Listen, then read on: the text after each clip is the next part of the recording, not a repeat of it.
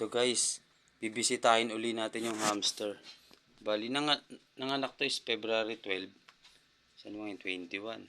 So, halos 9 days na. Titignan natin. Papansinin nyo medyo madilim siya. Talaga sinadya ko yung sa madilim kasi ganyan ang dapat para hindi nabubulabog yung mga babies niya. Kasi pag nabulabog, pwede niyang kainin. Ayun no, inilawan ko. Sa lukuyan dumidede yung mga baby niya sa kanya, nakadagan siya. Ayun o. Nabilang ko na siya kung ilan. Na yun yung babies niya. Ayan o. Ayan. Siyam yan. Ang ginagawa nila, ito yung kainan nila. Ayan, mapapansin nyo guys. Ayan o. Diyan ako nagpapakain. Dalawa yan, magkabilaan. Ayan. Tapos, siyempre meron silang pouch sa bibig, yung sa cheek. Iniipon nila ron. Kakainin nila yan. Tapos, ilalagay nila sa bibig. Ang gagawin niya, dito niya itatapon malapit dun sa baby niya. Ayan o, sa baby niya. Dun.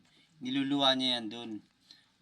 Yung pala, naobserban ko kaya ginagawa nila yun. Para in case na nagpapadede sila, hindi na sila lalapit, aalis sa pwesto nila habang dumidede yung baby.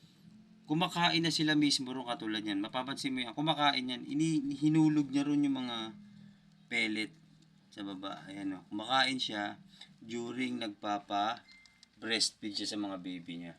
Ganun pala yun. Kaya mapapansin ko rito, nauubos ka agad. Tapos ang kalat na ron. Binitbit niya lahat ng pagkain. Yun lang guys. O, tapos ayun na yung mga ano niya, anak niya nagkaano. May mga balahibo na siya. Napansin ko meron nga kulay itim eh. Pero samantalang yung kulay ni Ginto is brown. Yung ipinaris ko sa kanyang male is kulay brown din. Pareho silang brown na may halong puti. Pero, ayun, napansin niyo may kulay itim. Ayun o. Ayun o, parang pusa. Ayun o. Oh, gana ng dede. Ayun pa isaw itim. Puro itim. Ayun o. Ayun o. Ang likod. Ganap siya ng madididian niya. Ayun si mami yan.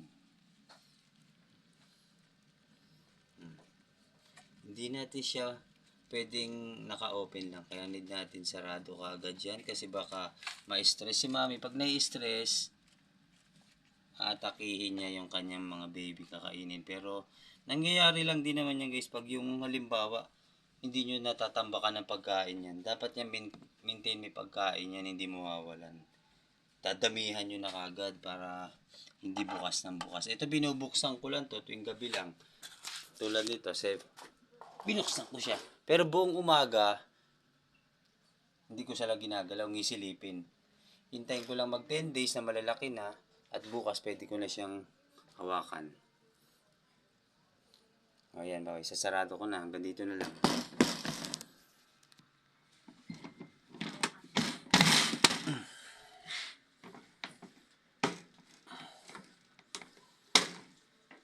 Okay. Salamat mga ka-hamster.